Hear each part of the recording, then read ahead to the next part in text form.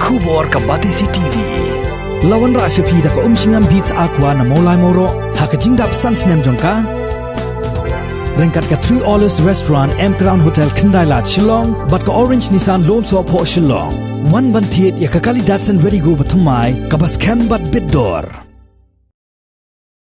MLA jangka Bharatiya Janata Party uba Alexander L. Hack haka kadnriu tarik no pra arajar arpau ulakam bakila don katu kat ningun ki setting MLA bat kumju ru ki MLA baki MDC berem jang ki sang partai ba per ki bala aiksai ban penyesok no bat ka BJP haka jing keren baka Batisi TV uba AL Hack ula ongru baka jing khang ba jangka parti BJP ka pelilun ya kinu ki bakwa ban wanis no bat ka parti hakajuk upor do ongru ba umpat kwa ban penpau kerteng ya ki sitting MLA bat kumjuk ru ki MLA bat ki MDC berem ki belai keren bat ki noyalam jong ka BJP ban penias no bat ka BJP la don Chagaro Hills la bon ba ki mohon ban approach nam ta ka BJP tiket ba keempat announce ya ka election dia tambah ka jempong krek ka exercise being done by the party level from the district level.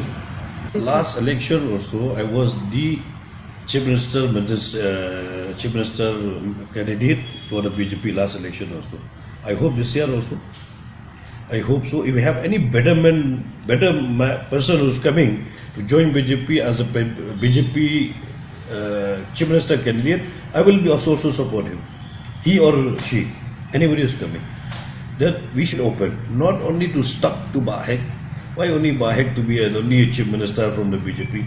Anybody can become the chief minister from the BJP party. So my door also open, my personal door.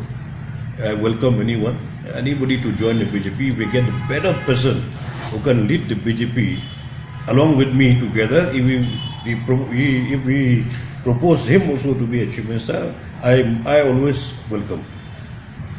We expecting 60 seats. If not, then we can come to 40. If not, then should not less than 20. If it is possible to be only BJP government, if not, then BJP-led government definitely. The door is wide open for the BJP. Anybody want to enter into the BJP, the door is open. Widely open, not only open, but widely open.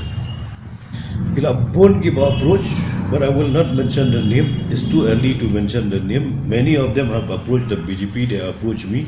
They want to contest next election from the party BJP. So definitely we will assess the situation and we are going to strongly revamping the BJP party in Meghalaya. Hope them sitting MDC, sitting MLA, the ex-MLA, ex-MDC, many of them. So we have so many there and we are also welcome them. The door is widely open and we can accommodate as much as they come. Not exactly to give you the exact figure, but a sizable people, sizable member are coming to join BJP. All from the other political parties, sizable people, the members are coming. You understand what sizable? Ya kata ban bujuli ya presiden jong BJP ya state. Kesyong haki nongelam jong ka national leaders jong BJP ya kata kesyong haki ngim don AUM nagalang ng state nong kata kesyong ka national leaders anyone but well and good lashim basan bor lele lalong experience kam MLA lalong MLA la tala bon sin ye shim kam presiden ganang bahar shu ni trelang bengi negara-negara dan plan yang parti de kalong gubdar ngamdan ni AUM Dia hapuk kajing lam nyoba abesu ke parti kadang klain kadang ya cikamat ngia tre negara-negara bakamdan kanur kajing spam ya semutu jumut borong ya semutu jumut ngia teli gawai and BJP is gone and we are going to strengthen further for BJP and we are telling you once and again and again that BJP led government will be there in 2023.